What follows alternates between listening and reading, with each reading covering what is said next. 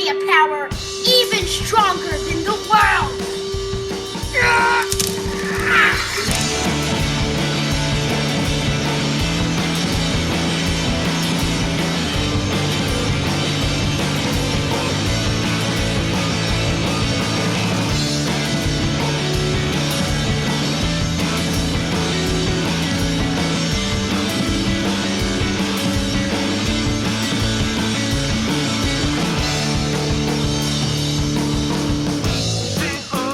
All right, I'm ready.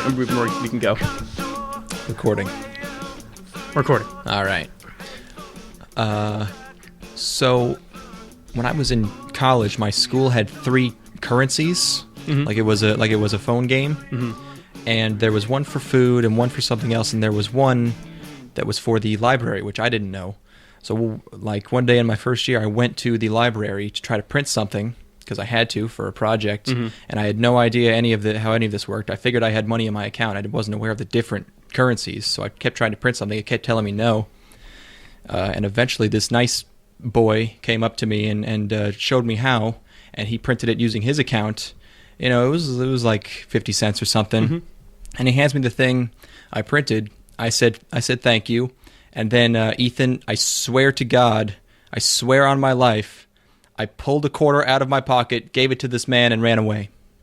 You sprinted off into the night? I just say, here you go, and then I speed walked away from him. I hate libraries. Oh yeah, Libraries are bad. Nothing good's ever happened in a library. Certainly not, except for like sneaky library sex between. Like that's good, but I have a library anecdote of my own where Who doesn't? For my Vietnam War class, I had to get a special book for one of the exams, and they were only sold in the library at a vending machine. And because I'm a slacking piece of shit, I waited until like 30 minutes before the exam to go get it. So I go to the library and go to the machine, and for whatever reason, it's not taking anybody's money. Perfect. So I'm like, fuck, and I just keep trying over and over again. I think I ended up spending like $3 on gum. I think it just charged me for gum to my card. So I go to the desk and I'm like, hey, do you Why have... is there gum in the same vending machine as this book? I don't know, man. Libraries, right? I guess so. So No, wait, no, that's not library. I go to the desk and I ask, hey, do you have these blue books behind the counter that I could just buy? And she's like, oh, is the vending machine not working? So she takes me over to the vending machine rather than just letting me buy the book, which is what ended up happening anyway. So we waste like 15 minutes trying to get this vending machine to work. It's like, oh, you should call this number, and like, can you just sell me one from behind the counter? And you know, so we waste a bunch of time, go back, get my blue book, give her my 50 cents, and go to the exam. You fucking need a library nail it. card. Oh, nice. But yeah, if I say something's not working, it's probably not working. Person behind the counter. Anyways, yeah, libraries are bad. They smell nice. Do they? I think so. It is paper. My school's library, which was 4 floors, and they got progressively quieter the higher you went. Mm-hmm. The 3rd floor had basically just private booths full of graffiti, but you could just sit there and watch pornography. The porno booths, yeah. The porno booths, Mm-hmm. and I would just walk around looking, like peering in, looking at people trying to do homework, looking for a free one, and then sit in there and browse the internet, waiting for my next class to start. And then eventually, I guess everyone found out about it. There should be a now there's sign. No more free ones. There should be a sign that they put on the outside. This one's occupied. That would make a lot of sense. Oh boy, that's too much. That's some. That would work way logistics. too well. I'm convinced that libraries are just trying to stop you from obtaining knowledge by being as uncomfortable as possible. As inconvenient, yeah. It's just, I don't want to go there. Yeah. I want to do drugs in a back alley. Yeah, there's no books there. Anyways, you know what else doesn't give you any knowledge? What doesn't give you any knowledge? Japanimation. Japanime, as I call it. I'm pretty sure if you drop me in the middle of Tokyo right now, I could get around based on my knowledge. Based on all the English they have on all the signs? Arigato! Yep. Dozo! Is this where I joined the Yakuza? Where do I find Lolitas? They're everywhere. The Yakuzas? Just, you know, anything. You lift up a doormat and they're just peeking at you. Mm-hmm. And they got rosy cheeks and everything. Yeah, the Yakuza. Mm-hmm. Adorable little... My Little... How come there's not a show about Yakuza lollies? Skinny little hips. I feel like there's... that seems like prime real estate for some lolly action. What's it called? My Bride is a Mermaid is sort of like that. I don't know. Because she belongs to the Yakuza, the underwater Yakuza family. Mm-hmm. So I don't know. That's about it. Next season, we maybe. should pitch that. I'll pitch that. What studio would do that? Dean. You're probably right. I nailed it. Right. First try. Anyways, Dean will do anything. 3 weebs. Whatever. We're trying to think of a new name. We'll figure something out. We'll find it. We'll find the new name. Yeah. It's buried somewhere. We're brainstorming. We've got some great ideas. Declan's first thought is a cool word. Don't give away. Oh, now we can't use that. Now we can't use that word. What is applicable to? What do you mean? Oh, I guess we're just going for any sort of... I mean it's going to be like something... Okay. Or it would be if we used... I mean, now just it's bleep spoiled. it out. Bleep it out. Yeah. It's worth it. I'm going to take the shot. Take it. Take your medicine. Anyways, Ethan. You're Ethan. I'm Ethan. That's over there. That's Declan. And I'm Declan. And I'm also possessed by Steven. We share one body now. Is it... Oh, God, I hope it's Steven's body. I couldn't... We didn't have a lot of time to plan this. Can you channel Steven for me? Is he with us now in this room? No, he's taking care of all of the simple fun. He can't really. He doesn't really have. He's not very smart enough to handle any advanced. So motor you got the functions computer stuff. Yeah, I'm handling the bathroom. I'm stuff. handling the brain, and he's basically just guarding the bladder. So you just tune out when the painful shits happen. The endocrine system. Mm-hmm. Yeah, I gotta pass a kidney stone. I'm just like, hey, Steven, I gotta. Hey, what's up, Declan? Oh, I'm in agony. Fuck. There's blood in my stool. That's not how those work. I mean, it's a really big. It's a really big one. Fucks all your. It's a huge one. It just rips everything. Got to go on a roller coaster to get rid of it. Have you heard about that? A nice wooden roller coaster. Have you heard about that? What about the vibrations from roller coasters help destroy kidney stones? I bet if you or just sit on one of those crazy vibrators that in the middle of shaped like a bowl in the middle of like a beach somewhere in California. Yeah. For to prove a point about I don't know. Prove a point. About I bet those things would be a really funny feeling just to sit on. Funny like the orgasm kind of funny feeling. I mean, not if I'm a dude. Hey, you never know. You set it to max. And you gotta get it right up there in your butt crack. Set it to overdrive, yeah. Yeah. Get it right on the head. Sandwich yourself between two of them. Yep. Mm-hmm. just get it. If you can press it against your prostate, you'll get there. So you really got to press down. You got to press hard, my dude. I can't. How do you even find? Where would you even begin finding your prostate? What do you mean? It's right in there. It's right in there. Doctor just puts their finger. Yeah, you just put it in, press up. You're good. I don't have 8 years of medical school, Declan. I don't know if I'm just gonna. You don't. Anybody can put their finger in that. You can in the stink. It's easy. It's not even. It's just one in the stink. It's just waiting for you. It's like, I'm not doing anything. Please. So I've become recently fixated with the modern day sex symbol Jeff Foxworthy. Of course. Yeah. Because of his hit television program American Bible Challenge, and I decided because I was just he's so hot. I just had to watch one of his stand-up routines, and one of his jokes is basically just about prostate exams, because that's what all of that humor is. It's just, you might have prostate cancer if you got a finger in your butt. Oh! That wasn't the end of the other. Okay. Comedy gold. Thank you. Anyways, I'm Jeff Foxworthy. Jeff Foxworthy's a sexy man. And Phil Simms is a monster. I think we talked about Jeff Foxworthy on our last podcast. Did we really? We were talking about all the sex bots he owns and watching Ghost in the Shell. I guess that was 2-3 episodes ago. It's a lifetime ago. Yeah, I don't remember anything in my life. Probably the booze. Anyways, we watch shows. One shot of booze. It's fall 2016 this time. It's been a while.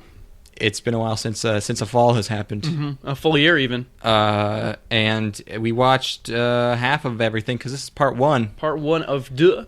Of Do, and I guess we're just going to talk about everything that aired now that everybody's already seen and talked about it. Then they're done. We're on the bleeding edge of anime. Except the opposite.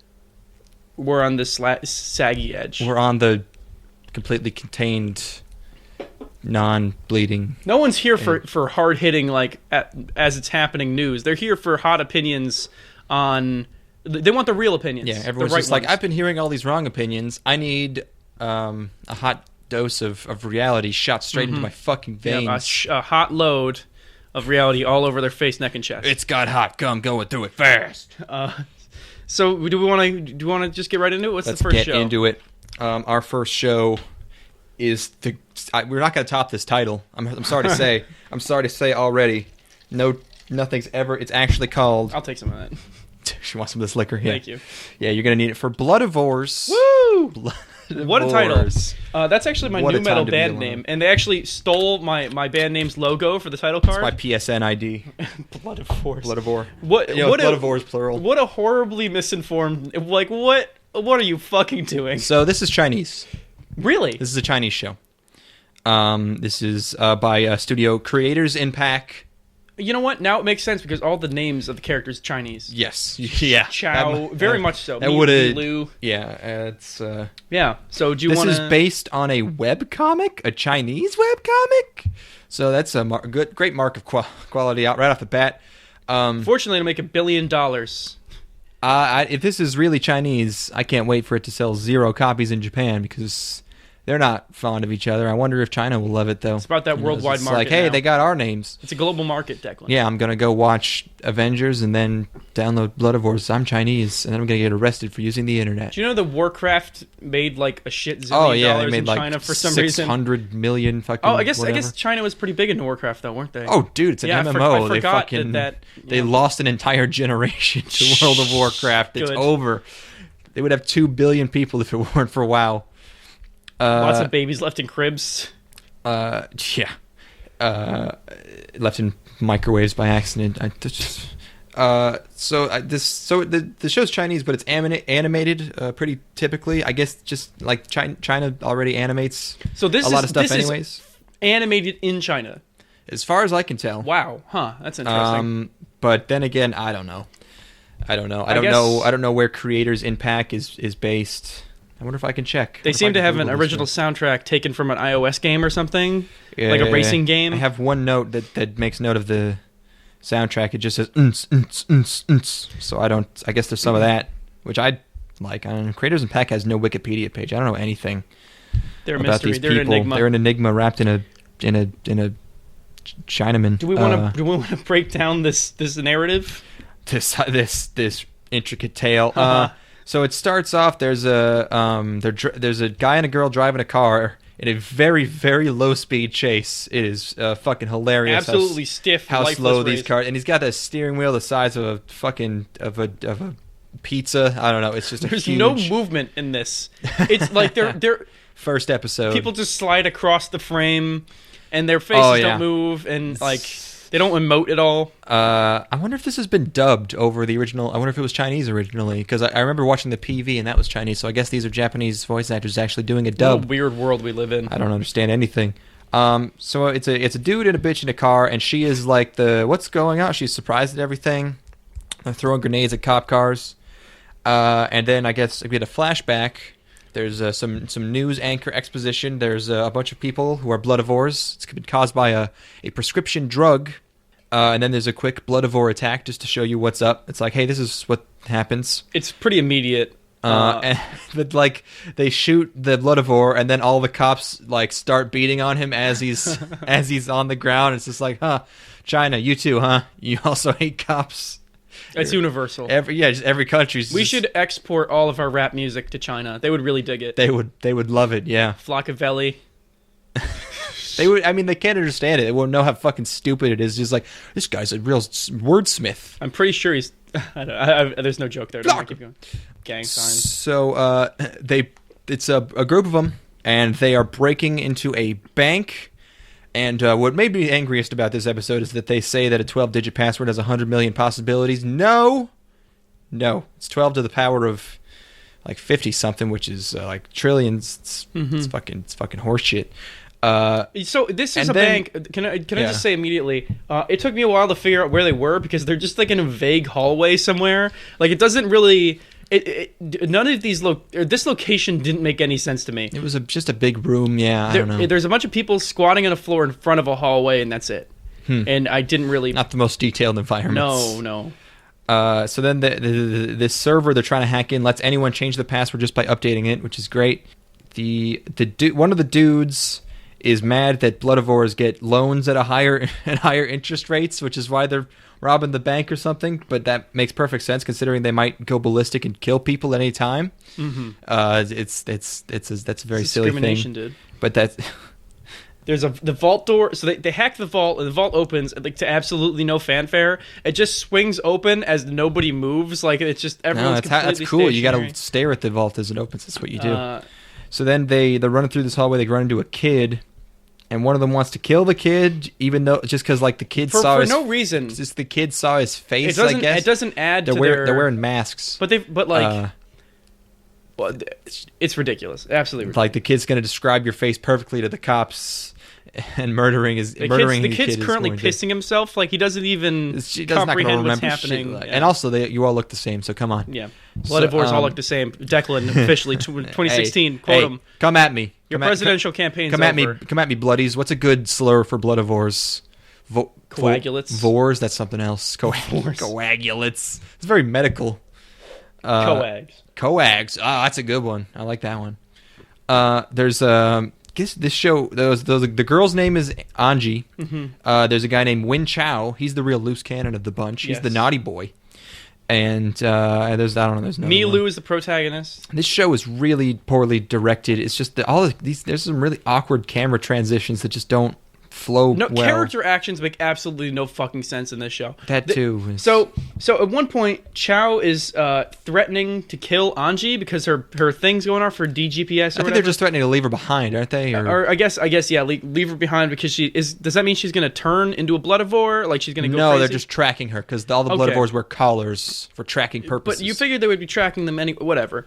So they're going to leave her behind, and then Milu jeopardizes everything by trying to make a getaway with.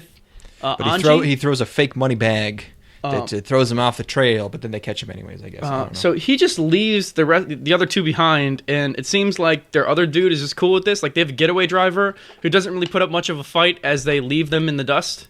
I don't know. Can we just move to the part where he's the child of peace? I don't remember. That part. Milu gets caught by the cops. Yeah. And it turns out he's getting interrogated by an officer. It turns out that he's the son. He's the son of the BST director. Because of course he is. Because he's the cop man's son. Is a troublemaker. And then it turns out he's the child of peace because he's half Bloodivore, half human. Because of course he is. Of course he is. Of course he is. And so he's like he confesses to the crime, not realizing that apparently all the people that they were holding hostage died. Yeah, and I guess, sure, it's really weird that no one saw that happen, or no one heard it happen. Everyone's accusing each other of like doing this, but nobody they don't have cameras. They were all with no each cameras other in this bank, time? Huh? No one heard the gunshots at the same time, and then they could have matched it up with the police chase and known where they were. It's baffling. It's the floppiest bullshit. No one wrote this. This is the worst mystery. Yeah, I'm not curious. No, I know it wasn't them. I have a gut negative reaction to this immediately. And then they get sentenced to death. They think that Win Chao was too dumb to kill lots of people. They're just like, hey, he didn't do this. He's too stupid. Like what? Too stupid to pull a trigger? He had a gun. Yeah. What? I don't. Yeah. And they get the Desu Penalty. Main guy has daddy issues. And then the credits roll before the stinger at the end, and I just want to note that Bong Duck is a great name. If Mr. Bong Duck, you're out there somewhere drawing the pretty pictures, and I want to salute you right now. Bong Duck. Oh, I'm gonna just picture it in your head. I'm gonna name my first child Bong Duck. Name my first Bong Duck. Also great news headline: the historical side effect problem of medicine. I'm glad you wrote that down. Yeah, we both. Yeah, it's a good one. So the credits roll, and then the stinger at the end is that they have a firing squad execution of them in a truck. No, that's not it, because they can't die by guns. Remember? Because they're vampires. Then why did? So they're all in the truck, and then they just stop at the side of the road, and all of these policemen open fire with automatic machine guns straight into this truck, which has an engine that I assume you want. Like, there's better ways to do. There's stuff in there. Don't just shoot the truck. And they shoot for like 30 seconds. These fucking cops in the show and are hilarious. And then there's a third thing when the cops like just run out from behind a corner to beat people with nightsticks. It's hilarious. So we get a preview of the next episode, and it looks like there's some sort of prison. I guess they're going to Dead Man Wonderland. Yeah. So, anyways, this show's bad.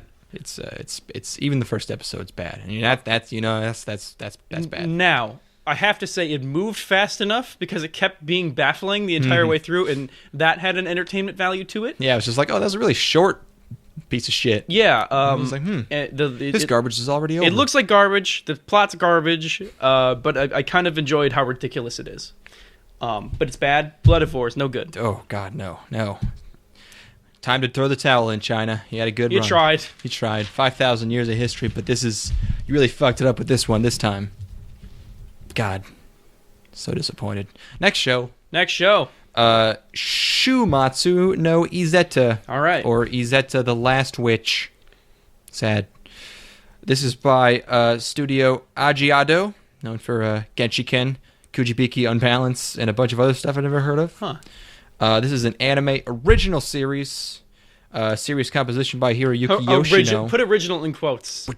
Series composition by Hiroyuki Yoshino. Code Geass, Vivid Red Operation, Guilty Crown. So he's 2 for 3. Makes complete sense. Do you want to explain this one? I explained the last one. Sure. So, this show opens with our protagonist, Lady Fine, in a dream sequence where she sees a bunch of pretty lights in the woods. I think that was a flashback. This actually happened in her childhood. That's a flashback? When she was a kid. Oh, right. Okay. So it starts with a flashback of Lady Fine in the woods. I think. And she sees a bunch of pretty lights and comes up to this lake or pond or whatever. And there's a witch floating above it. And then she wakes up on a train. And she's a bunch of Germanian soldiers are searching the train for her because she's the princess of a neutral nation, basically in World War II.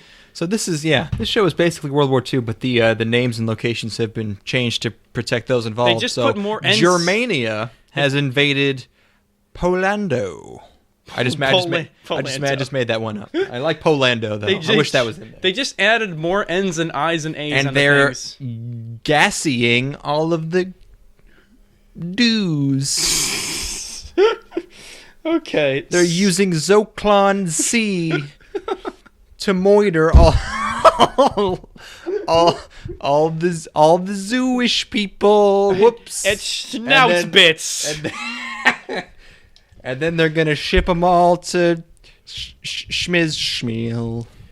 It's basically World War II. It's World War II. It's Magic World War II, though. She is the princess of a nation. Switzerland. And I don't remember what it's actually called, but who cares? So Westarian? The Western Force. The allies are the Westarian something. They're traveling through a neutral nation. Germanian forces are searching for her on the train. Yep. She makes her escape because they're after her, of course.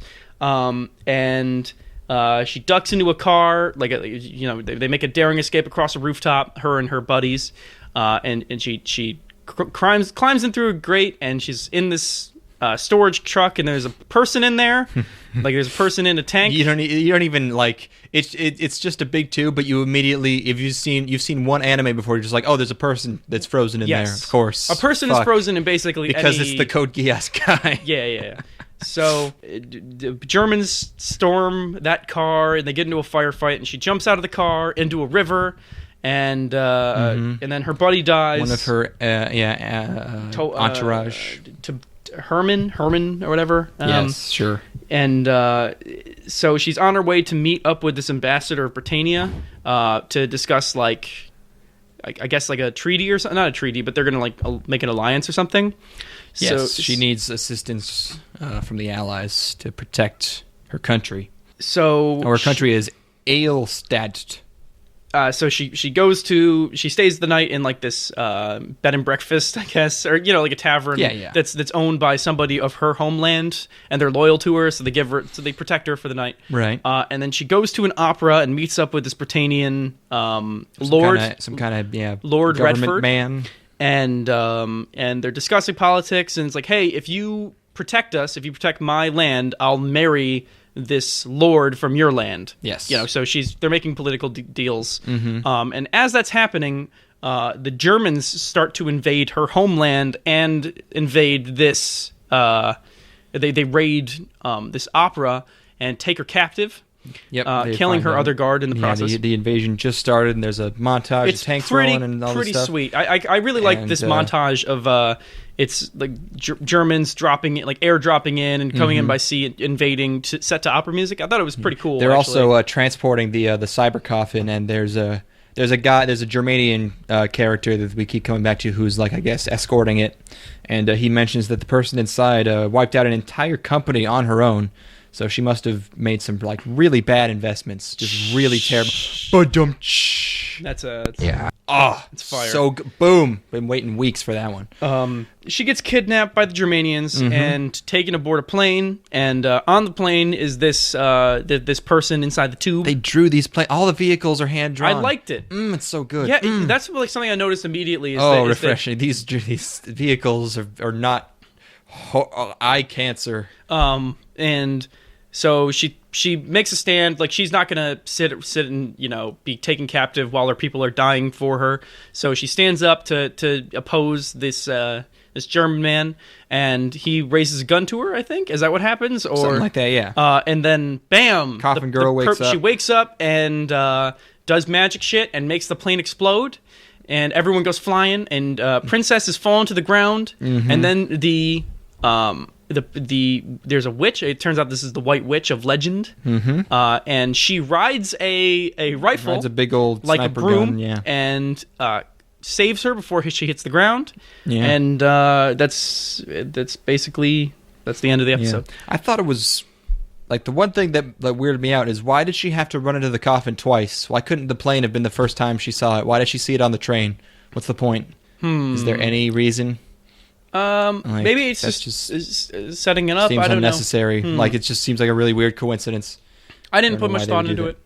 I don't know. Maybe I didn't like it.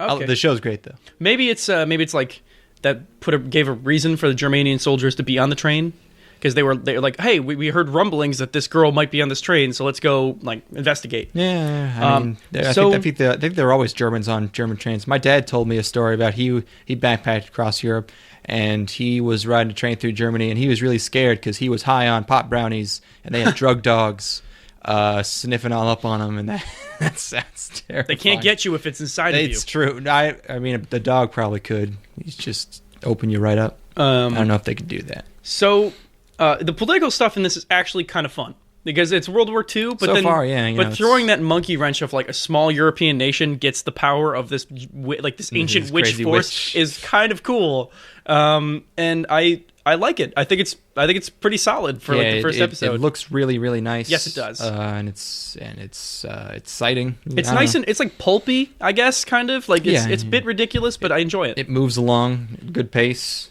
I have no idea where it's going to go, but first episode, solid. Totally, I really enjoyed it. I like Lady Fine. Like she's competent without being like overly badass. You know what I mean? Like everyone keeps calling her a tomboy. She jumps off a goddamn train, which is cool, and she makes a stand for her people. She seems to have like her own goals, and it's good. Yeah, good stuff. That's good. That's a good show. Solid stuff. So we'll see. I think the second episode aired. I have not seen it yet, so we'll see. So all right, moving on. If Steven was here, which is not, we were going to talk about Okusama ga Seito Kaicho Plus, the second season, because he and I both very much enjoy that show. Oh well, but it's still very good softcore porn. Recommend it. All right. All right. Time to get to the real stuff. All right. The hard hitting. It's Time Bokan 24. All right. So I don't know shit about this show. The original was an anime series, 1975 to 76 by Tatsunoko. It is right in there with Gatchaman and Yatterman. Makes complete sense. And I don't know, Cashiern probably. But I guess we'll talk about it. But I'm so confused because they are copying things straight out of Yatterman. Like catchphrases and character, like the three main villains are almost exactly the villains from Yatterman. It is. I don't know. I could not find any reason why that is. I couldn't find anything about the lore of Time Bokan. I couldn't find why did they really just recycle those characters? Was that formula that successful that like every time he pushes a button he says Pochito na? That's the guy in Yatterman does that. I don't get it. Is that what press the button is? Is that he says it's yeah. Okay, like so that's interesting because I have absolutely no frame of reference for what so Yatterman fucking is. weird, and I don't know why. I don't know if it's supposed to be a reference. I don't know if it was always like that. I don't know. So this one's also by Tatsunoko. Do you want to do this one? Sure. This is like a reboot, like they did with Yatterman and Gatchaman. It's more kid focused though. Obviously, well maybe it's not. There's some sex stuff. Who knows? There's some cool dinosaurs and robots. In my two favorite things, America and dinosaurs in the first shot of this bitch. How do you know it was America? Because it says America. Did it say that? Or the American continent. Oh, okay. I can assume. So there's a mech beetle causing a ruckus all throughout time. They're jumping all over the place, and they are being chased by a villain troop called Akudharma, who is just the equivalent. It was like the three characters who look and sound and act exactly like Yatterman's Doronbo gang, complete with their lady leader Bimajo. They get stuck in the year 2016. I wish I had that sound effect. 2016. You can add it in post. Add it in post, yeah, right here. 2016. Thanks. Our main character is Tokyo, Tokio, not the city. And he, I forget, I don't remember why she has to take him into the time book. He's about to get caught in the crossfire. The lady girl takes him into the into the robot and says, you're gonna feel this time Bokan. You're gonna feel this time Bokan. Time Bokan is time travel. That's it. There's a really funky OP. Is good stuff. It's pretty good. It has a bunch of historical figures in it, which I really like. I mean, it's a time travel show. Yeah, it's good shit. I didn't watch Time Travel Shoujo last season, but some people actually ended up liking that. They head to the 24th century, and they find out that the main character has big Bokan potential, and he joins the JKK, and they have to find the true history, if you know what I mean. Which is true history is just fun. It's what actually happened. It's funnier than real history, apparently. Google chemtrails. Google George Bush chemtrails. He thinks it ends at chemtrails. Very funny. It's a good starting point. I mean, the one thing they did get right in the show is I want to fuck this bitch. She's good looking. Because she had the dumb glasses on at first, and I was spooked. But she takes the dumb glasses off. She's smashing. She's a hold on. I gotta be good looking lady. I gotta be reminded because I actually forgot. Okay, yeah, no, still want to fuck it. Good looking lady. This show has some jokes. Like there's some funny stuff in here. Like I did laugh at some stuff, and it's really fast paced, or at least this first episode is blisteringly fast. Because you're immediately into the status quo. Like you. Oh yeah, it's like, hey, we're gonna set this up, and boom, here's like a normal episode. We're heading straight to Egypt. He's instantly down with what's going on. Hey, wouldn't you be? Yes. Yeah. With a girl that hot. They head to Egypt, and they get like this. I don't know if this. I can't tell if this is a kids show. I thought it was gonna be, but they got these sexy Egypt outfits. I don't know what I'm supposed to think. I think it's cool to have sexy Egypt outfits in a kids show in Japan. Obviously, but I don't like. It turns out Cleopatra is a false flag. Oh yeah, Cleopatra is actually a shitty manzai duo, a Tsukuyomi Bokeh act, which is pretty funny, and they have like just shit jokes, which it's their names are Cleo and Patra. Yes, Cleo and Patra, and I don't understand why they're helping out Cleo and Patra if they're already known in the future as being famous. Obviously, they're gonna do something. They don't need any help, right? Like, do they like? Aren't they just creating a self-fulfilling prophecy? Okay, fuck it, yeah. Aren't they supposed to find the true past, not fuck with it? I don't know. I guess that wouldn't be as fun.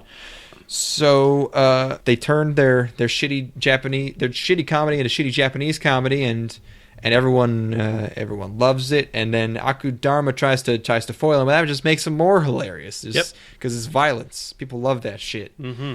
And you can tell just in this first episode, you can see all of the gimmicks that they're going to do every episode. Bokan roulette. All the things that are going to be repeated and played with. I don't know, just tons of stuff. And I also like that the MC keeps making quips about all the poses they do, because they do so many dances and weird poses and shit because it's from the 70s. So yeah, I don't know. This is better than I was expecting. I'm not going to watch it, but I was like, oh, this isn't like a terrible kids show. It's just not very good. I thought it was trying to sell toys or something, but it makes complete sense that it's a. But they got figures, yeah. A Tetsunoko property. Yeah. It has a nice energy and a really fast pace to it, which is like that's just good stuff that I enjoy. Yeah, just being fast is a good quality. Just like that's enough. It's sometimes. Nice and flashy. It looks good enough. I enjoyed the first episode. It's. I mean, again, it's not something I would. It's not for me, but I can see kids really enjoying this. Hell yeah, they will. Because it's just in your face I'm jerking off time. so hard. Yep. My tiny libido doesn't know what's going on. I'm producing so much seed. All right. Help. Yeah, so I enjoyed for what it was. I wasn't like in love with it, but it's decent. It's good. Yeah, sure. I'm gonna take this shot. We'll be right back. Kanpai. Next show. Yes. Next show is Mahou Shoujo Ikusei Keikaku, or Magical Girl Raising Project. What? So Raising Project. Mm-hmm. I've heard that term before in reference to Evangelion or the Shinji Raising Project, the Ayanami Raising Project. What is that? Just a? It's just a phrase that we don't have in English. Okay. I guess. I don't know. Maybe it's just like trying to cultivate somebody to do something. Who knows? Fuck yeah, it. Creation. I don't know. Okay. This is based on a light novel by Asari Endo, and it's by Studio Lerch. I'll take this one. Assassination Classroom and Monster Musume, don't directed by Hiroyuki Hashimoto, known for Gochiusa. Take it away, buddy. Okay, so this is a show. Also, sorry, by the way, series composition by the guy who did Elfen Lied, but also Watamote. Who knows? So this is a show about this girl named Koyuki who loves magical girls and everything about magical girls. And who doesn't? She downloads this phone game where you basically play as a magical girl, and apparently the game says that if you a select few spectacular magical girls will be selected to become them in real life. Mm-hmm. And there's been sightings of magical girls all around her city, blurry phone photos of magical girls stopping cars. They say it's like they say it's just like sightings, but there are just pictures of it happening, which is fucking what? Not even super blurry. No, it's just, hey, here's a girl stopping a runaway bus or something. I don't know. So she's on her way home from school or something, and she catches a glimpse of one. And then later that night, she gets selected to become a magical girl, and she does to become Kira. She's like given the option, like, do you want to become one? She's like, yeah. And then instantly she's turned into a magical girl and given a magical girl phone. That game looks like shit, by the way. And then she goes around being a magical girl. And then it's like, hey, why don't you meet up with the other ones? And she does. And she jumps into this internet chat room and talks to all of them. Mm-hmm. And then she has a flashback to her childhood friend named Sochan, who was That's Sochan. What is the That's a Raven Thief song? That's so Raven. You fucked it up. It's the future. What? That's so John. That's what you asked me. What the fucking? Don't ask me to sing the song if you don't want the actual song. Okay, so also it doesn't fit. Has a flashback to Sochan, and he's like, "Hey, I'm a boy, and boys can't be into magical girls." You really skipped over that one. This shit's a fucking dude. This is your childhood friend. Yeah. I mentioned this is a childhood friend who's into magical girls. Yes. And then she meets up with another magical girl named La Pucelle, who it turns out that's actually her childhood friend So. Even though it's a lady, and So is a dude, Pucelle is going to train her to become a good magical girl. People are going nuts over this fucking character. It's so funny. I like it. It's like that, the joke where it's like it's a girl and it's just, this is the most boring character ever, and then it's just you make it into actually a dude, and it's just, holy shit, this is the greatest character I've ever seen in my life. So they play characters when they're magical girls. Like, they get into character, which I think is kind of funny. Like they don't act this way in real life, and I kind of want to see. Did they mention that? That's the thing. Yeah, it's like these people are playing up these elements, like as if they're role playing as these magical girls. Huh. And I'm interested to see what the rest of the magical girls are like in real life. There's one kind of angsty one, and I guess she's not supposed to intrude on her territory. So yeah, there's like a weird power structure where everyone has a different section of the city that they look after, and you don't want to Madoka. You don't want to tread on anybody's turf. Yeah, no, yeah, and it's Madoka, and like the show opens with corpses and shit, so you know it's gonna get dark, which is kind of like, okay, I don't know, like guess. I kind of enjoy what they have going now. I'm used to it. This status quo seems fine, but I don't know. I mean, nothing's like, you got to do something with it, I guess. We need a magical girl reconstruction. We need the Gurren Lagann to the show, to Madoka's Evangelion. We need a show that's so fucking sparkly and so ridiculous and over the top. I would be that sold it brings on that the shit so Mahou hard. Shoujo back. Yeah. So, I mean, like, Operation. the backgrounds are nice. The character designs have a lot going on in them and seem kind of distinct, which is nice. There's a girl with a dick. But it's... yeah, 10 out of 10. It's, it seems like a Madoka thing. I'm not blown away.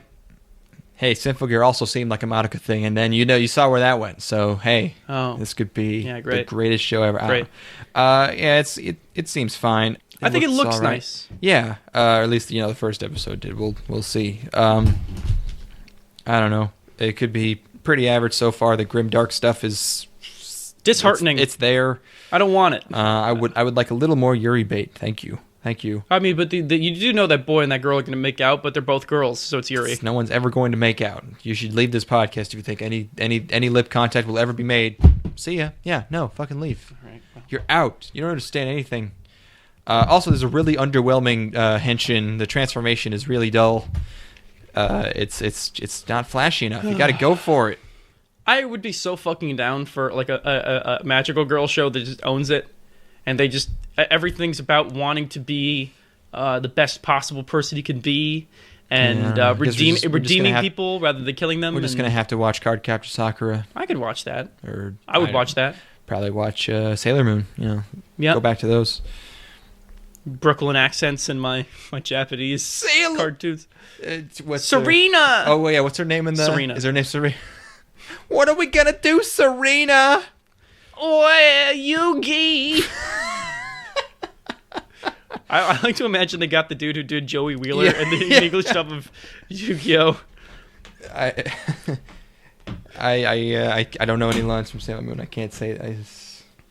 I'm Sailor Jupiter. Who's the one with the crazy Sailor Uranus? Hey, is there a Sailor? There totally is a Sailor Uranus. Yeah, did they say Uranus or is it really Sailor Uranus? Uranus. Fuck yeah. It's unfortunate that no, got it's co-opted. not. It's the most fortunate. What are you talking about? It's the they go through all the sailing Uranus. They go through all the transformation sequences, and then it gets to Sailor Uranus, and it's just her gaping her fucking ass. Because come on. Anyways, we got a good show. Yeah, and I guess the next episode of Magical Girl Rising Project is going to be there's going to be some kind of magical girl austerity. They got to shave them off. They got to get rid of them. I like that. I think that's actually a pretty decent magical idea. Girl culling. They got redundancies. They got to fire some people. Yeah. This one's got a penis. Do we need this one? Absolutely. Yes, please. Diversity quota. Fuck. This one's black.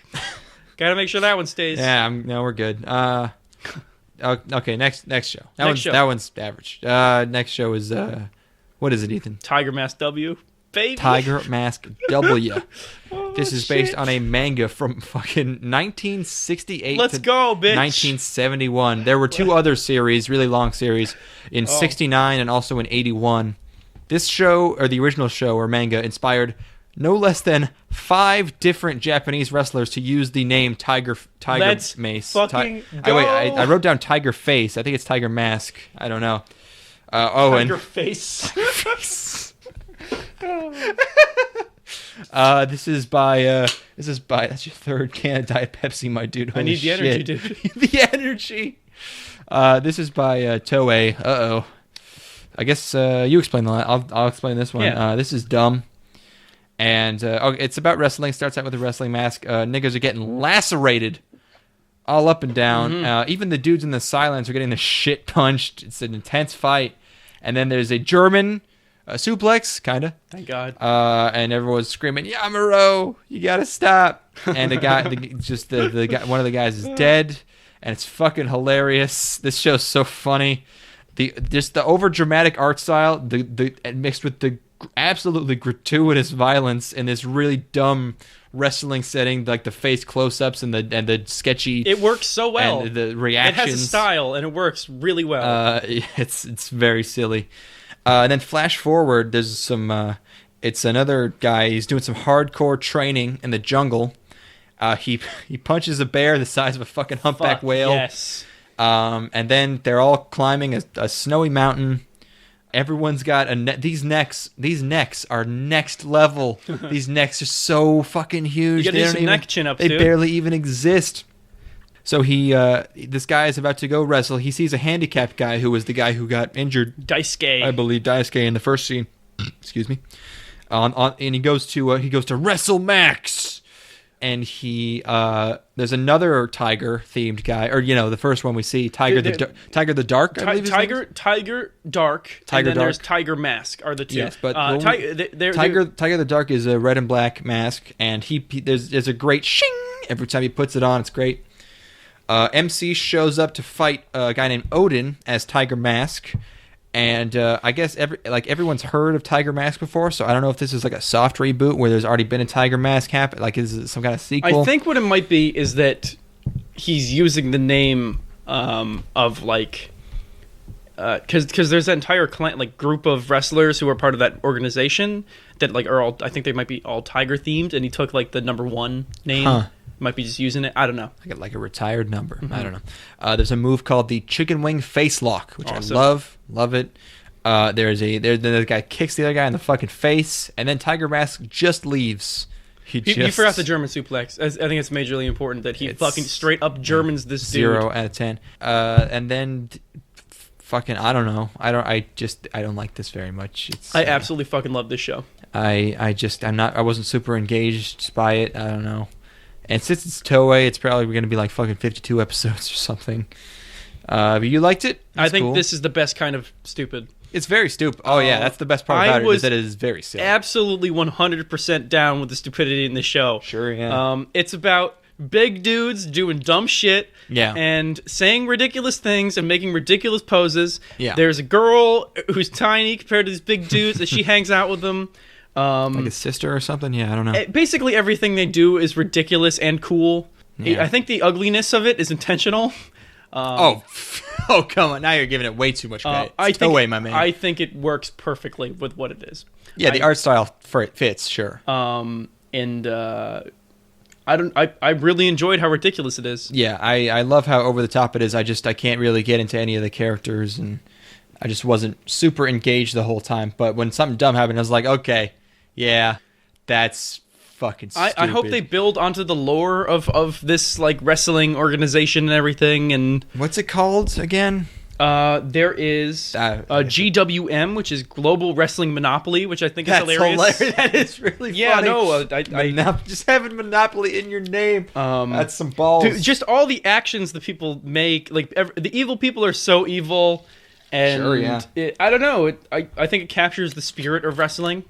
Oh, yeah, it does. So yeah, I like it. I guess I'm just not really into wrestling. I'm not either, but I'm down with it. It sort of repels me as a medium. But yeah, this is definitely stupid. So if you're into that, go for it. I don't know. I could see why you wouldn't like it, but I'm 100% down with this. Cool. You're not going to keep watching it though. You're right, but I like it. Okay. Next up, an original. Oh god! Oh my goodness! Oh no! Something's coming forth from inside me. Yeah, we've got a third podcast member, Ethan's digestive system. I mean, it's always been here. It's just it's really quiet. He's normally usually. quiet. Yeah, he keeps to himself. Do you want me to cover this one? Do you want to cover Magic-kyun Renaissance? Yes. Ooh. So this is some Fujo shit straight out the gate. This is an original series from Sunrise, legendary Sunrise, and it's male harem shit with musical elements. So this is about this girl Kohana, and her mom died, and she wants to live up to her mom's legacy or some bullshit. Mm-hmm. And she goes to this art school, magical art school, where she sees a bunch of cute boys who do magical art shit. Like so one of them's painting, and all of his stuff's in black and white. Yeah, I don't really understand. It's just regular art, but it's magic, so like sparkles and roses come out, I guess. So sure. I did not realize that this was actual magic they were performing until they mentioned it. Yeah, it is quite literal magic. It is actually magic. Yeah. And Yeah, so she meets this dude who's like the number one singer in the school, and he's badass. And then they look at the staircase, and it's like at the end of the year, the prince and princess of the school are chosen, and they have to go up the staircase together. And he's the main guy, so he's very cold and He's an disdainful. asshole. Obviously, he's a fucking dick. He's a dish. This guy's such a dish. And so she does some magic finally, or whatever. And then homeboy, the dickhead, declares her his enemy because she's the daughter of this legendary artist. Yes. It's bad. I like it. It's boring. I like this show. It's so boring. I somehow wasn't bored. Like at the beginning, there's like a flash forward, and she has this whole human dildo troupe that she's performing with. Time to Dead Mom, by the way. I always keep track of this. Time to Dead Mom, 3 minutes. Still not a record. Still not a record. What's the current record? The vampire show from last season. What the fuck was it called? You're asking the wrong guy. Yeah, I mean, did you watch? I don't know. Oh yeah, it was the one that you and Steven didn't say was that bad, and I thought was fucking horrible. Okay, yeah. I know that one. I don't even remember what the fuck it was called. Time to Dead Mom, that was was pretty fucking That fast. was like instant. That was like zero, so it really can't be beat. Yeah. But it might have been the first line. Yeah, so there's a guy named Angelo. He's a very suave guy. I do like Angelo, the way he's introduced. Yeah, all these men are extraordinarily popular, obviously. Angelo dances around like a fucking fairy. Oh, and her roommate is this dyke with fucking great hair. Her hair is so good. That's something I did like. Her hair's fantastic. That hair is drawn so well. I do think it looks nice enough. It's sunrise. I said before I watched this, like, okay, at least this is gonna look good because it's fucking sunrise. I also thought it was weird that she didn't know her mom was famous. Like, people have heard of her mom. She's like, what? You knew about my mom? What? She gives the king flowers, and magic comes out of the flowers, and she realizes that she can't do magic because she's afraid that she can't because she's a transfer student, and she's never done the magic, and everyone's like, well, you haven't done the magic? And then she goes to class. The teacher is really fucking chill. Does not care at all. Doesn't even use her name. And on her very first day, she gets chosen to go to manage the cultural festival, which is obviously just to pair her up with the main guy. But still, boy, that's hard. That's hardcore. And it's like, fuck it, I'll keep watching it. I'm glad you enjoyed it. This first episode felt like 12 minutes, and I enjoy delving into the mind of women. I've always liked shoujo shit, fujo shit. I want to be there. It's because your secret desire to be a woman. To be dominated harshly by mean people. Yeah, you want a boy to come up to you and say, "You're my enemy." I want men to want nothing to do with me and to be really cold, but still cash me when I fall in princess style. Yeah, it's my only dream. You want to live up to your mom's legacy.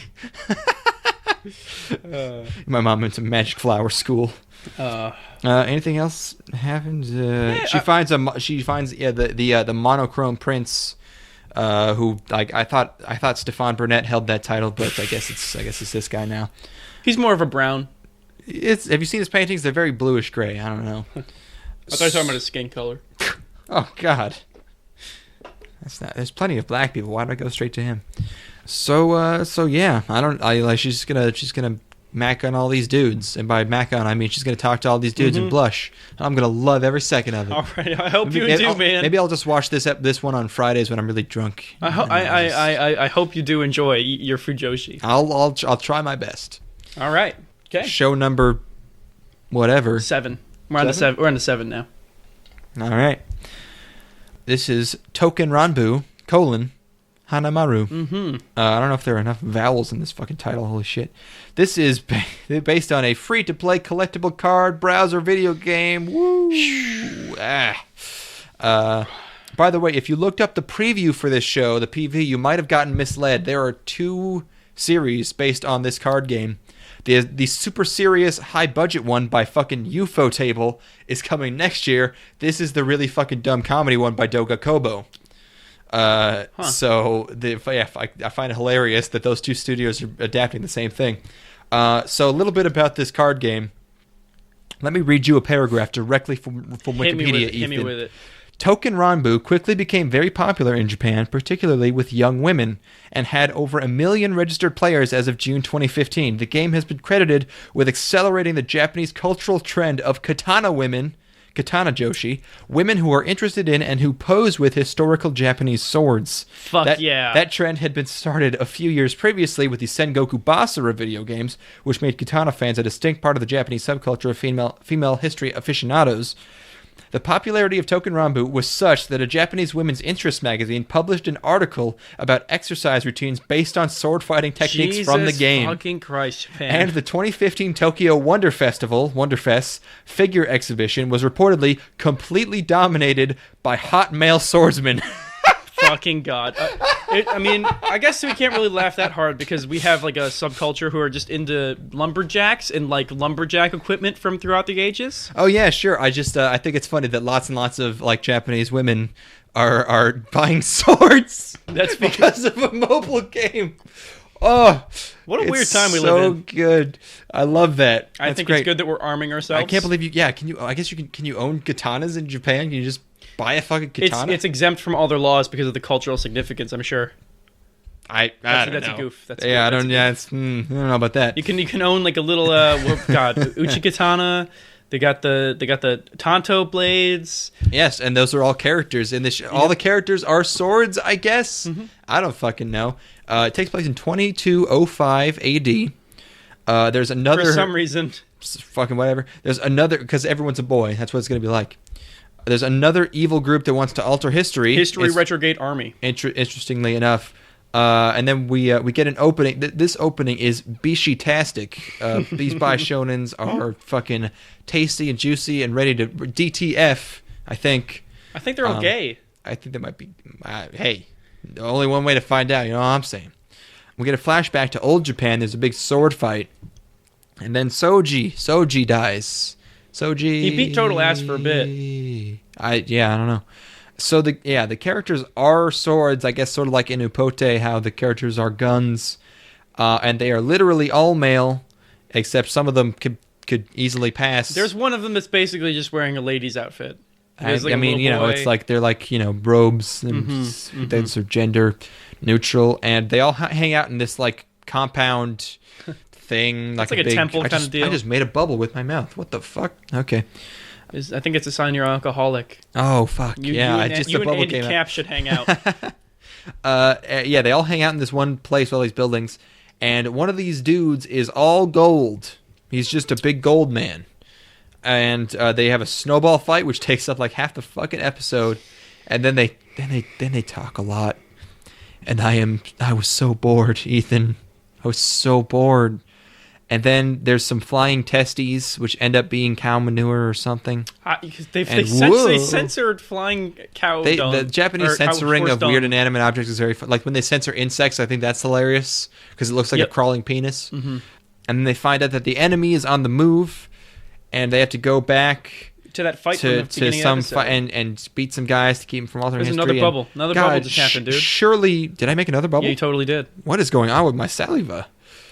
Surely not even women could like this show. Surely they have better taste than this. Not even women. I liked the last show. I liked the last Fujo show, but this is just trash. And like they fight a little bit in this old Japan, and they come back, and it's just not funny, and the characters aren't that endearing. And I consider this show to be poor. The character designs are okay. They got a lot. They got a lot going on. I don't know. I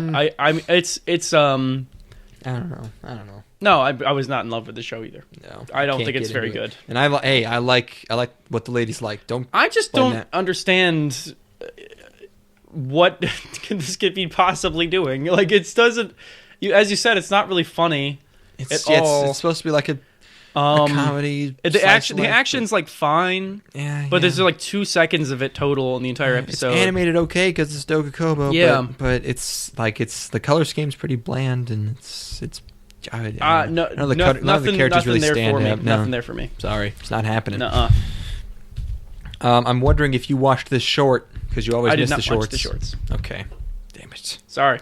I told you. I even gave you a Google sheet. We can catch the shorts next week. Yeah, we can.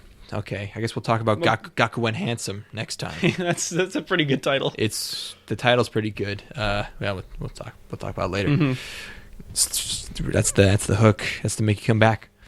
Okay, the next full show is called Shakunetsu no Takkyuu Musume, or Scorching Ping Pong Girls. Let's fucking go. Okay. I made that to tweet. Finally, we have a ping pong anime worth watching. It's about time, really. This sport got covered by this medium. I thought there was a huge gulf in the ping pong market up until this point. You're right. I mean, like, just never there's ever been anything of note. I can't think of anything. If only and it's someone... like, it's my favorite sport. And to think that my favorite sport is being underrepresented is no, really... if only we could have some kind of intense, artful ping pong show. If only there was one that doubled as an examination of, like, the meaning of competition and...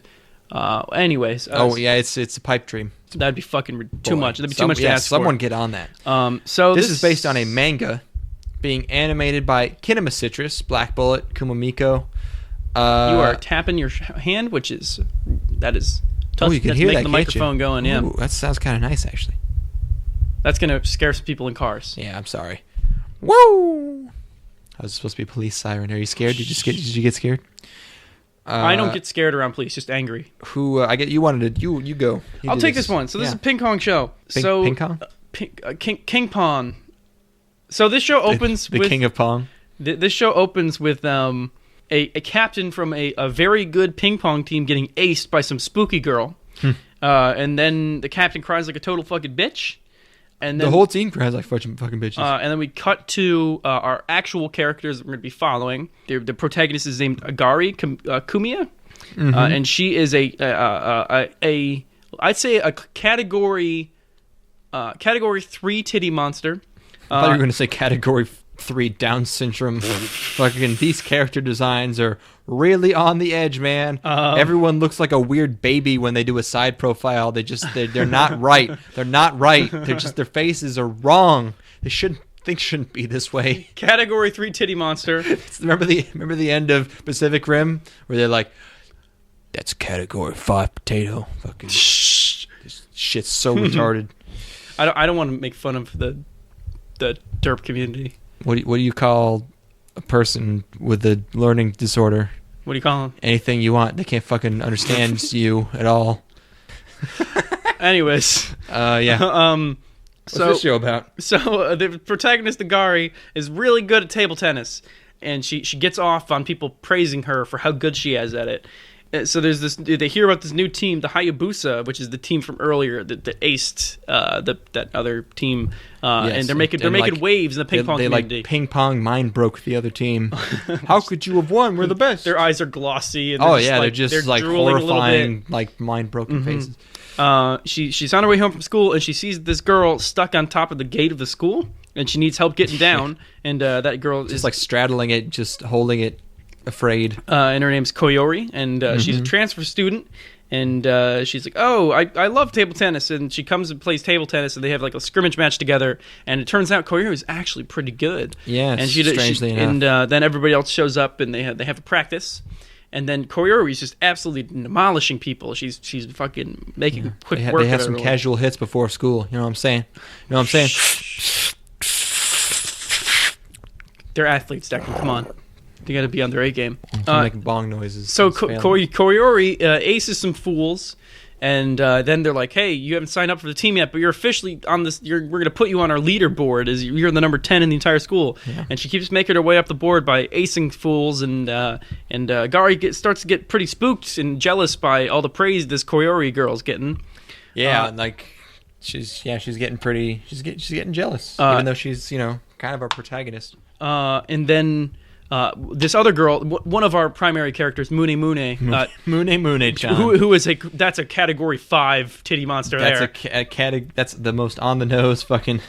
Mune means chest. Yes. Okay.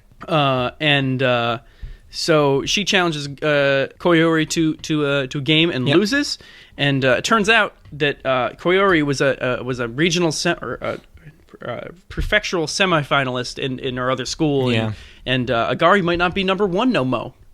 Yeah, I'm gonna guess she's like the sister of the girl we saw in the first scene or something, or she actually is her and she changed her look, or I don't know. That's interesting. But they get so sweaty. Yes, they're their shirts are soaking. They're fucking sticking all over. Which is not something you see very often. Yeah, no, it's like an actual element of the show. Like, yeah, the show's got fucking sweat. I like everywhere. that. It would be very easy to have Koyori not break a sweat at all and just be like, but she's having to go pretty hard in these games. Is getting hugged tight. By this clothing. So yeah, this show, I think it's decent, like it's entertaining. Something I really liked about it is the use of the original soundtrack during games. Yeah, this soundtrack actually kind of reminded me of Tatsunoko's Ping Pong, which is the one we were joking about earlier, which is the very good ping pong show from a couple years ago. Yeah, I don't like that much about this show except for the ping pong matches, because it's got a lot. It's just like at this show's heart, it's basically just a battle shonen. And I'm a sucker for those. As am I. And just like power, it's got power levels, and it's got those are good ping. It's good ping pong. The other ping pong left me wanting more ping pong action because instead of more psychological warfare. Well, I think that I like watching the actual ping pong matches happen. It's a fun look. Yeah. It's a fun thing to watch. This show's pretty vibrant. Like I think it looks good. Except for the people. I don't even mind how weird they are. Strange infant aliens. I think the characters are fun enough. There's one. They've all got stuff in their hair. Hanabi is a spunky girl. I like her design a lot. Yeah, Koyori's got a dog bone in her hair. So it's decent. It's not. I mean, it's obviously not a fucking masterpiece like the other ping pong, but I'm gonna keep watching. Good for what it is. But yeah, I just like the ping pong. I'm in it for the pong. I'm just here so that I can watch ping pong. Yeah, I won't get fined. I hope it gets intense. I want it to go hard. Not bad. Not bad. You want to take the next one? Moving on. Hold on. Another shot. All right, Jesus. Now that I look at the name of the next show, I don't think it makes any fucking sense at all. Yeah. The next show. Oops. Hold on. Gotta get closer to the mic. The next show is TRICKSTER: Edogawa Rampo Shounen Tantei-dan Yori. This is animated by TMS and Shin-A. It's inspired from the Boy Detectives Club from 1937 and The Fiend from 20 Faces from 1936 by famous Japanese mystery writer Edogawa Rampo, who also there was another, what was the other show? Rampo Kitan. Yep. A couple, or probably, oh god, that's an older show now. Ago by now. So it starts off with a boy talking about death. Death it exists. It's here. Not for him, it isn't. Not for him, it isn't. He's soliloquizing. Meanwhile, a tracksuit man is preventing rape from happening. He fucks up a Japanese rape gang. And it keeps cutting back. Edge man is throwing himself off buildings. He cannot die. Mm-hmm. And I just got to say, there is no way Edogawa Rampo in 1937 wrote anything this gay. There's just no way. It just didn't exist back then. At least not on purpose. He was very ahead of his time. Maybe he was just really just you didn't notice. Like he was so innocent. So detective guy is driving to a weird robot that's dropped out of the sky and it's out of control. He's in a limo, and then there's a computer lolly who's like the mission control for our main character, who's very spunky, and he's also investigating stuff or something. And she's my favorite character. She's like on an exercise ball. She's constantly working out, and I love her voice actress. She makes great like mouth closed screams, like she's just she's great. And but that's it. And so tracksuit guy is running somewhere, I guess also to the robot or something. I don't know. And there was tracksuit guy's chasing after a dog. Okay, yeah, his dog ran away or something. He's looking for this dog for a client. This is a client's okay. Dog. So then the detective guy goes to like some kind of computer facility with all these people running a bunch of computers, but then one of them turns out is actually a villain.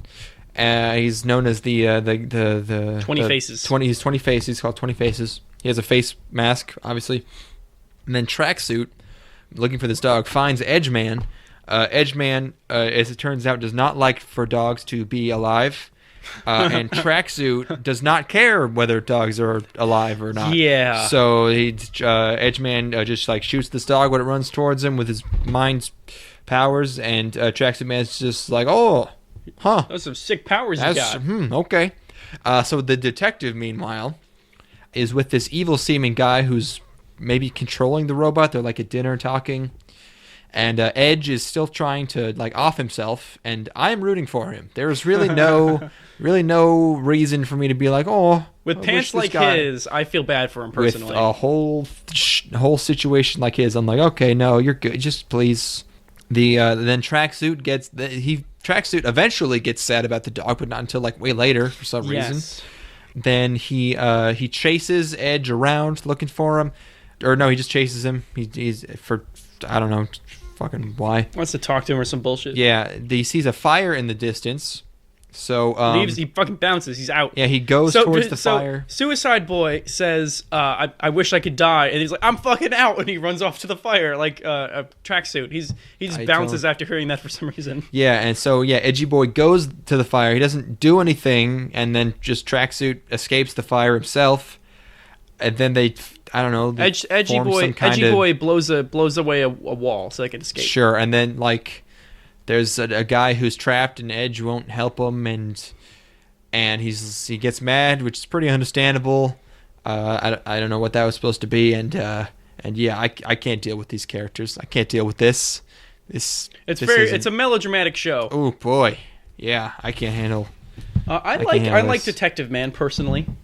I guess Suicide Boy is a little bit much for me. I just like Tech Lolly. Tech Lolly's good. I want Detective Man, not that I'm going to watch the show, but I want Detective Man to have sex with the there's a public servant girl named Now. I want him to have sex with her. Oh right, her the sassy one who won't pay him. And so it seems like they're just going to recruit this Suicide Boy into their boys detective club thing. I guess it's not the worst thing I've ever seen.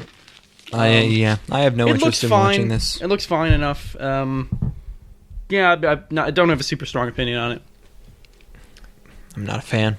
Could be worse. Edogawa Rampo is very slowly turning in his grave like, this could have been better. That's not my original vision.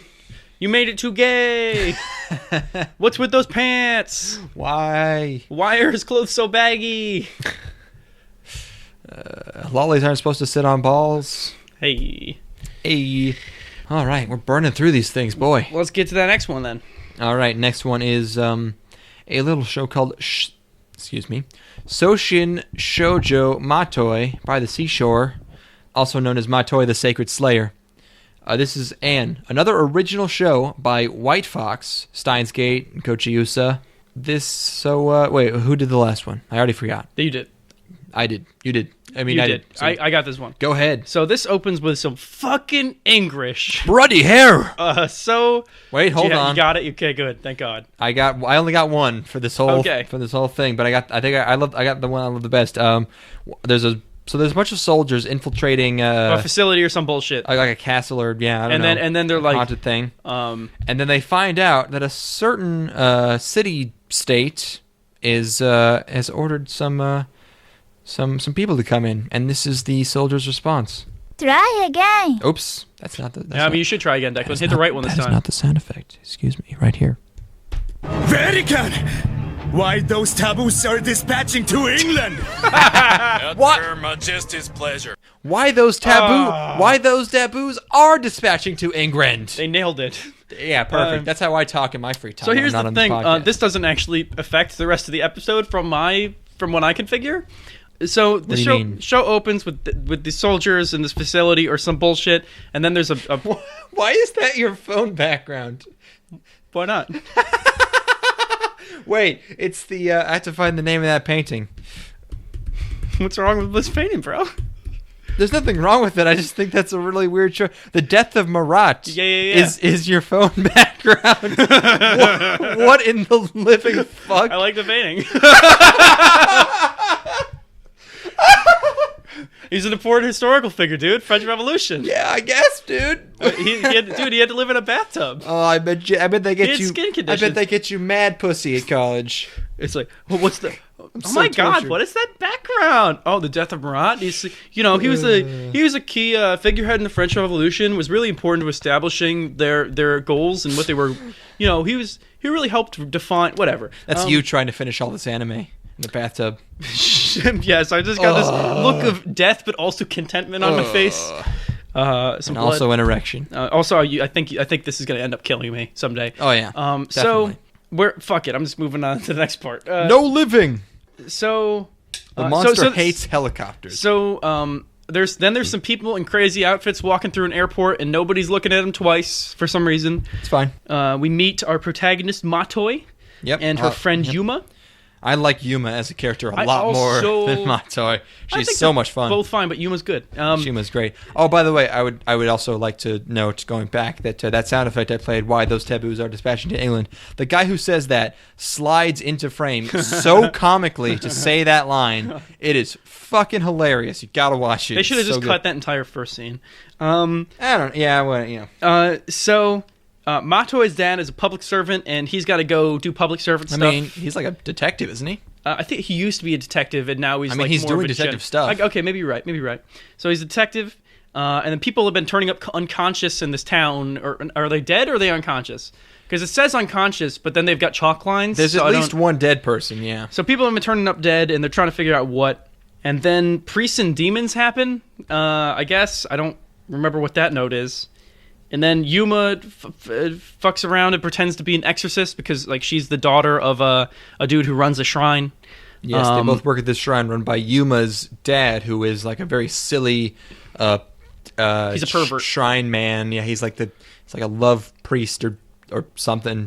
So he hits on all the ladies and gets photos taken with him and he's stuff. Quite funny. And so she steals a scroll from a. So this boob organism named Luciela Haruka shows up. We see the Yuma's dad has this big old pompadour, and he's a priest. This shrine is the most degenerate shrine ever. Like everyone's just macking on each other. Well, I mean, it's pure love. At the beginning, they're both talking about how they want boyfriends but can't get any. Then we go to later that night, and Matoi makes dinner for her dad, and it's got too much cumin in it. I guess that's a thing. Too much cumin in the curry. So it turns out these crimes have been happening, like these disappearances, and are reminiscent of a thing that happened in Holland a few years ago. Yes. And then that's why Haruka's there, is because she's investigating for like this global organization or whatever.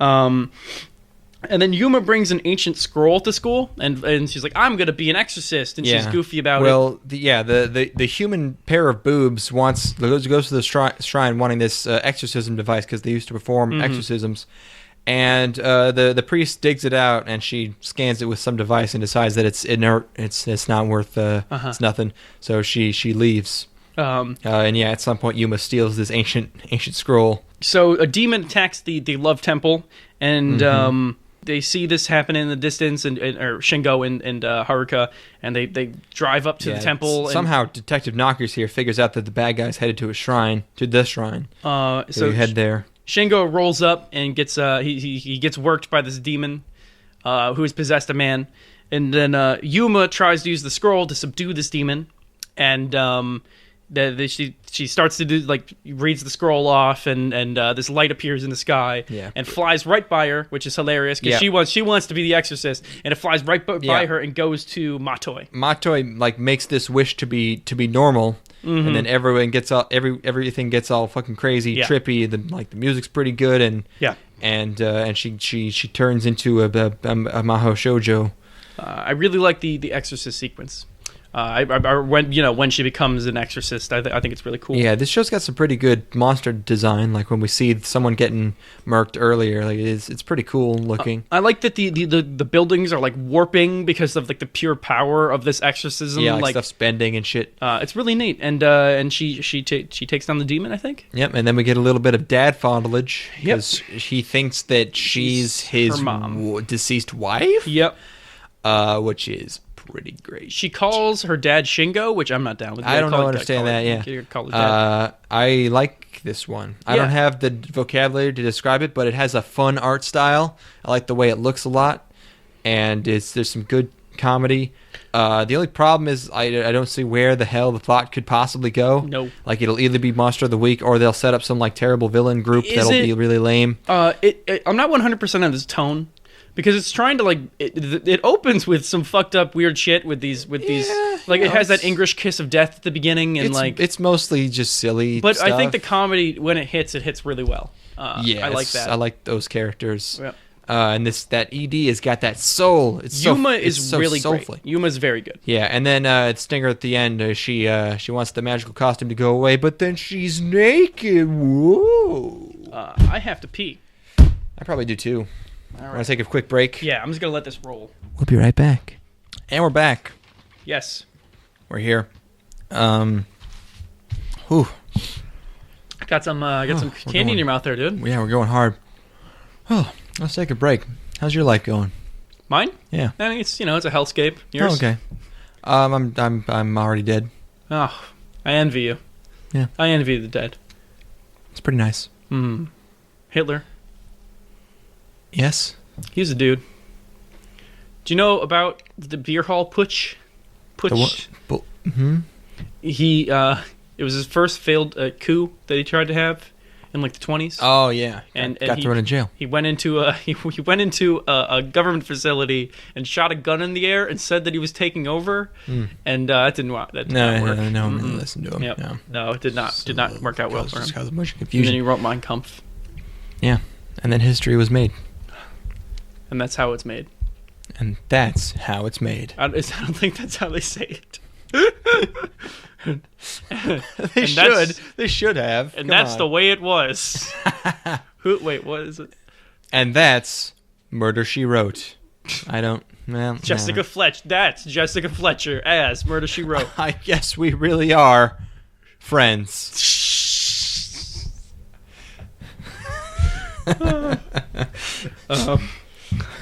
You sure are, Frasier. Oh. You know, now that I get to the end of this, I see that we really are CSI Cyber. Cyber's important.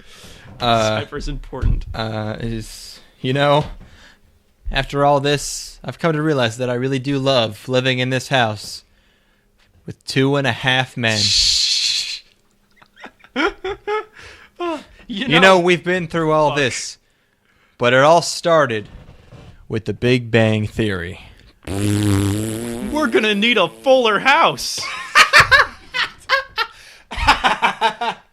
This is the American Bible Challenge. I think they probably have to actually say that. They say that at every single one. Yeah, of course. Oh. Fucking okay. Well, that's enough. Which break. one of Ezekiel's disciples traveled to Jerusalem in order to live? Whatever. Insert joke about prostate exam here. Anyways, another show. We watch more shows. You might be a Bible. If you're covered in my sticky fluids. You might be a Bible if I threw you at my wife's head last week. Oh Jesus! Oh no! Jeff Foxworthy doesn't abuse his He only wife. gets away with it. Take that back. That's libel. He only gets away with it Slander. because he's sexy. I would let Jeff Foxworthy beat the shit out of me if I might get to touch that sweet cock. Declan, I'm gonna make you my bitch. Ugh. I might be addicted to you, Jeff Foxworthy. Go out in the woods and get me something to beat you with. I might be a Jeff Neck. Let's talk about anime more. Let's move on. I'm done with this. I'm interested to see what you think of this next one. How about Nanbaka? Also known as Numbaka. Because after watching this, my whole body and brain was numb. Well, that's because you drank so much. No, actually, I didn't. I was high on life. This is based on a manga written by a mangaka? What? Fucking yeah. Okay. I'm explaining. Excuse me. Okay, sorry. Fucking. Sorry. Jesus fucking Christ. It's animated by Satellite. You might be an anime. Yeah. If your basement's, I don't know. You stink. That's Jeff Foxworthy, not me. It's him. I didn't make. Yeah, I knew his jokes are bad, but he's good looking. That's the only way he gets by in this world. Sure, I don't know. Is he that good looking? You keep saying it's the mustache. That's not. I don't know. He sings the opening for American Bible Challenge. Does he sing? Is that him? That's totally him. I didn't even. Lift me up. He's goofy. Lift me up. Wake me up. Wake me up inside. Save me. Forgive me of my sins. I have committed such atrocities. Jesus' name, amen. Dad, you're so embarrassing. Oh, fuck. Can we watch a very extremely goofy movie again? I feel like I've seen one of those fucking twice with you assholes. It's the best. It's, which one's the good one? What's the one with the song? Extremely's the good one, okay? Yeah. Well, a very goofy movie is the one that people like. Extremely goofy movie is the good one. The Extremely has Eye to Eye, right? Sung by... No, that's very... Extremely is the one that I like. Oh, Extremely is the one with the skating? That's skateboarding and I thought that was the first one. No. Okay. That's a very goofy movie. Oh, right. The first one is the one with the song and the super hot bitch. Yes. Okay, yeah. I mean, they both have pretty... the second one has the library. The second one has Disco Dog. Yeah, it's true. It's true. Shake Your Groove thing. Let's just have a marathon. Let's do both. All right. Let's not. We can put them both on at the same time. Anyways. Nanbaka. Yep. It's an island prison show, and the prison looks like they spent more time on fucking decorating than on security, even though it's supposed to be like the most secure thing ever. I have no idea how a facility run by solely extremely effeminate bishonens possibly could have security flaws, but somehow it's got some problems. Is this fucking show in HDR? Why is the contrast so high? There's so many Why is colors. there so much shit going on? Anyways, the main characters are a bunch of fucking pretty boys. A bunch of monstrosities. They're trying to escape the prison. These fucking character designs are so goddamn obnoxious. The hair gradients, the black fingernails, the bandages, there's scars, tattoos, chokers. Every tooth is a fang. Every tooth is a fang. Everyone is all fangs all the time. Do girls just want to get bitten all the time, or is this a gay thing? Well, here's the thing, yes. I mean, okay. Yeah, fair enough. Fair enough. Why do you think vampires are so popular? I thought that was just because the blood reminded them of their periods. Why do you think werewolves are so popular? Because of all the fur? Why do you think leeches are so popular? Because they cure malaria? Yes. Oh. It's just the piercings, all the heterochromia, all this fucking bullshit. They're so over-designed. It's so much. It's retarded. Yeah. I can struggle to think of like female, based, as in like female characters shows with designs this ridiculous, except for that like short mobile game based show we watched a couple seasons ago. So they're trying to escape this prison. They're running through a series of absolutely hilarious obstacles. They're just running away. I'm from amazed that you're able to boulders. Get that out without dying. Hilarious obstacles. Hilarious obstacles. Whew. A yuck a minute this show. And there's a brown one. Drugs do the opposite to him, which is loves drugs. That's a weird quirk. I was trying to think. There must be some drug that just doesn't have an opposite, but I can't think of it. But that doesn't make any sense. You can't just have the opposite of every drug. Benadryl. Like, do you get allergic reaction to Benadryl, or fucking does epinephrine make you just give you hives? I don't know. So God damn. Hopefully he never gets chemotherapy. Ooh, yeah. That's not really a drug. I don't know. There's drugs in chemotherapy. Oh, right. Yeah, that's chemical. That's not the radiation. Okay, yeah. So I was watching this, and I was just thinking, like, man, Discovery's hit show, I Almost Got Away with It, is sure gone downhill. Because they used to have some good stories, and now it's just all this gay shit. So like, they don't mention why they got imprisoned in the first place. No. And I was just waiting for them to drop the ball. Like, they have all these quirky, gay, like, handsome, cute characters. I just wanted them to be like, yeah, these people fucking raped and murdered 16 people. But they seem disgusted with murder, so that's no. But what the fuck would they have done? So yeah, what could they have gotten? They're life prisoners. I don't know. Must have been like, they must have stolen secret information. I bet they were bug spreaders. Just fucking, like, just in the last step, they defeat the warden by releasing a gigantic pause load into his fucking asshole. Jesus. So they do not make it out of the prison. Do bug catchers, not bug catchers, bug chasers? Bug chasers, which is my favorite television show about, they're in a van together and they're like driving down the road and like, we gotta go capture that in her asshole, and then like whatever. And they die of AIDS. Does that exist after the year of our Lord 2003? I thought that was when. Oh no, you can go on forums. Okay, cool. Can I say okay? Live podcast. I'm gonna search for a bug chaser forum right now. You make sure you got that incognito. Done. All right. Bug chaser. Oops. I cannot type. Quite drunk. Sorry about this. Bug chasing and gift giving fiction. Okay, that's fiction. How do you deal with bug chasers? Forums.pause.com. Woo! Gave a bug chaser his 13th load of the weekend. Jesus Christ. Rawtop.com/sex. Wow. Oh, they got a banner for Butch Dixon's. Look at a big old cock. Can you imagine taking 13 loads? Can you even imagine?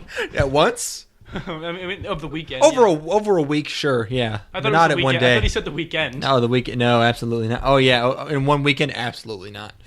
That'd be ridiculous. Hey guys, Neg Bottom visiting New York City, looking to take some loads. I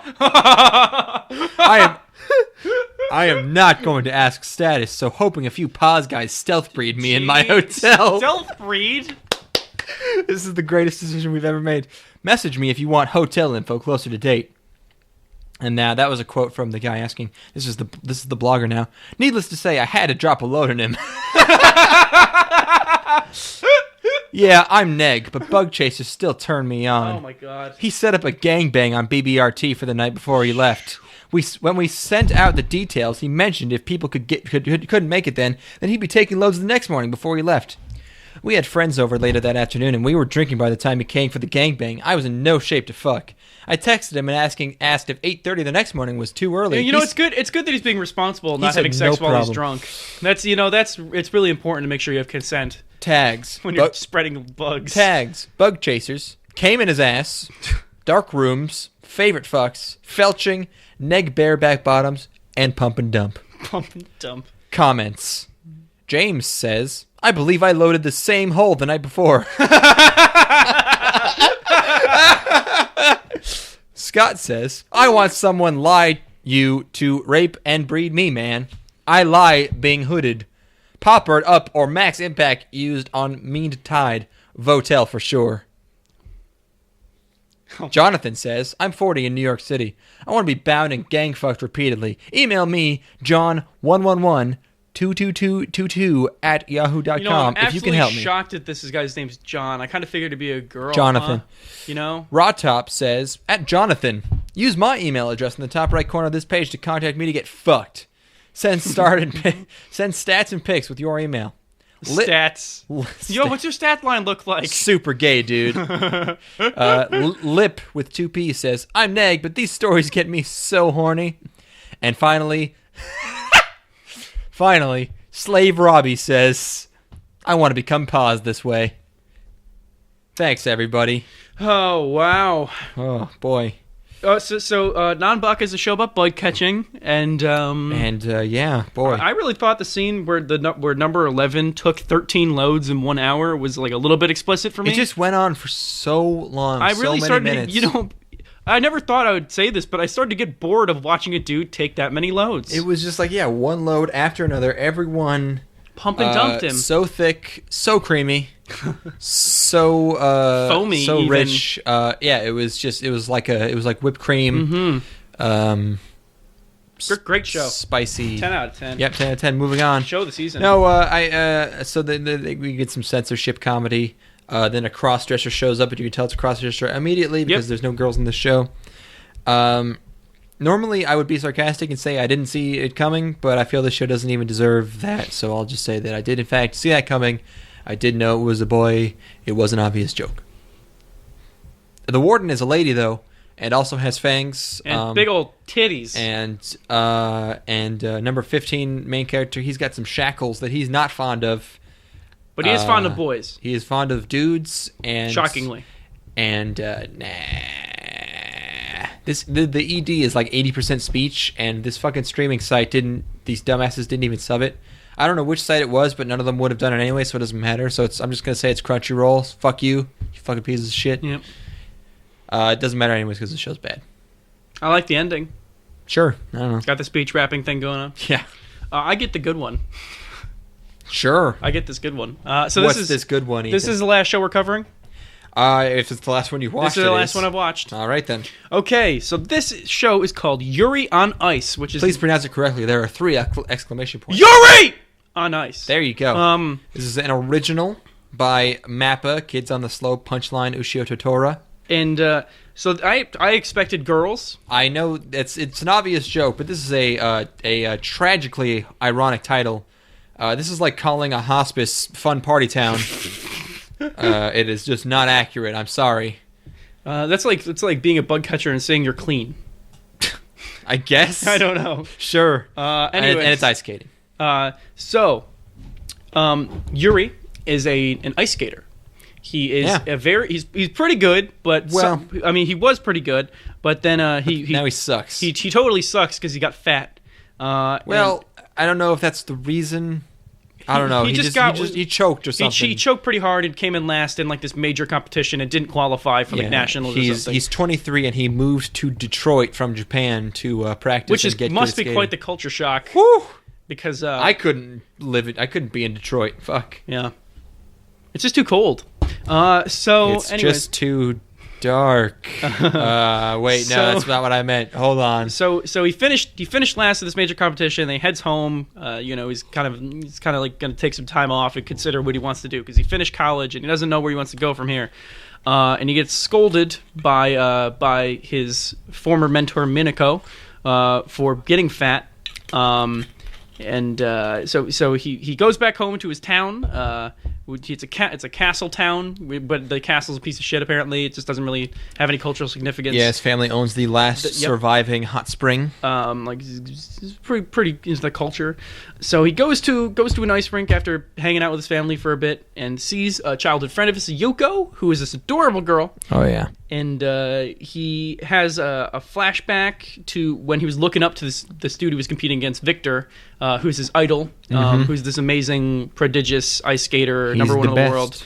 Then there's a skating sequence where it cross cuts between him skating in this like small town rink and Victor skating on like the grand stage of like the world. Yeah. And he's doing the same routine as Victor. And then apparently the sisters are the sisters of Yuko's. I don't know. Yeah, she's got these three little munchkins that just kind of pop out from out of nowhere. And they'd been filming him doing this routine, doing Victor's routine, and they put it up on the internet. And it goes viral, and we're about to go viral. And then, surprise, surprise, Victor comes and visits, or comes to his town. He sees this video, and then the way this show has a really, really depressing scene where it's sort of like a flashback on his whole life. Yes. And you sort of find out that his entire life is based on copying Victor. Yes. And it is the most fucking, it is the realest shit. Like he buys he gets a dog that is the the same breed. dog as him, and he takes up ice skating because of him. And it's implied that it might be to just impress this girl because she likes Victor so much. And his entire life may have been formed just very to attract this girl. Flashback sequence. This dog, his dog dies. Yes, but he's in Detroit, and he's really sad because he wasn't there to be with his dog. Yeah, and then this other dog who looks just like it shows up, and he starts to put two and two together. Oh shit! And he realizes, and someone tells him this dog showed up with some foreigner who's in the spa, and he runs over. And Victor is butt naked in this spa. We get some hot man butt action. Stands up, got his booty cheeks out, and I'm going to train you to be a number one. Yep. And that's the episode. I had no interest in this show whatsoever, but fuck it. This is fantastic. It's excellent. It is really good. So I'm like, God damn it, I have to watch this too. Fuck. Okay, so the sequence where he's doing his first of all, the animation during the sequences of like the skating looks fantastic. It's really fluid. Yeah, I mean, there's a big difference between Victor's and his. Like the second half of his performance starts to you can start seeing the seams, and there's no way they can keep this up for 12 episodes or whatever. But there's definitely, it looks good. The character designs are great. And like the background art's really nice, but the sequence where they're cross-cutting between Yuri's sequence and Victor's is really effective and really kind of moving, actually. Really effective first episode.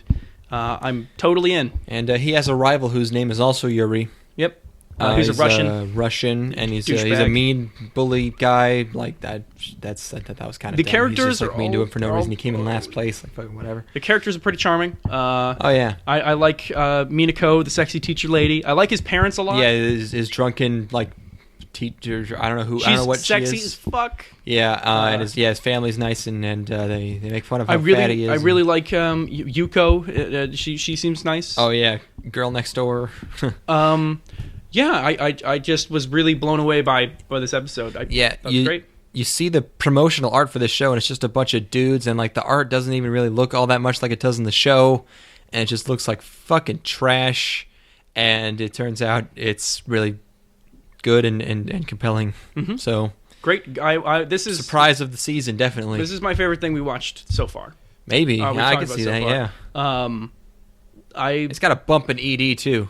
I was surprised by the general overall quality of how everything looked. Like it had this. It's Mappa. Yeah, it just consistently high quality looking show. The jokes are like pretty funny. Yeah. The drama works really well, and I'm excited to see where it goes. The protagonist seems to have like depth to him. Like it's not just he's got stuff going on. Sure. Yeah. It's good. He's a wimp. Yeah. Oh. Yeah. Great. All right. I have one of my notes is that it's cash money and a bunch of dollar signs because it's fucking cash. Oh, I see. Wow, those are big. Yep. Yeah. Original soundtrack's great. Yeah, I did not expect to be super engrossed in a dance in an ice skating show. Who could have guessed? But man, fucking, I don't know. Cool. That's why we do it. We got to know. Mm-hmm. It's for you, the listener.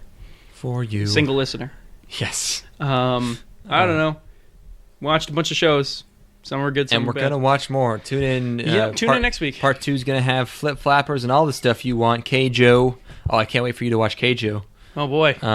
Yeah, it's everything else that we haven't talked about. It's gonna happen. It's gonna happen hard and fast. Mm-hmm. Yeah, I don't think this season's that bad. Absolutely not. Everyone is saying that this is the worst season of all time. That's fucking bullshit. I don't think. Yeah, they kind of always say that, but I feel like they're saying it more, and I think that's kind of Last silly. time I wanted to put drills into my eyes. That's because you watched 30 shows for one session. You only watched 12 this time. That's true. Yeah, I mean there is not much like super garbage here. Like I mean, there's the Fujoshi shows that aren't like fantastic, but those didn't make me want to die. There's some stuff that is not good, but I mean, like not every show. Like most seasons don't have a killer app, so to speak. It's typical. Mm-hmm. So I don't know why people are so pessimistic about this season. I think it's totally fine. Although most of these good shows will probably go to complete shit because that's what always happens. I hope not. Oh no. Oh, you innocent child. There's no way. All right. Well, I guess that'll do it for part 1. We'll see you again next time. We're gonna, yeah. We love you. A little bit. At least don't dislike you. Some of you are probably terrible. Let's be real. I mean, I say we're terrible. We're terrible in a different way. You're right. We're terrible, but we're terrible on mic, so it makes us hard to... We don't listen to fucking anime podcasts, you losers.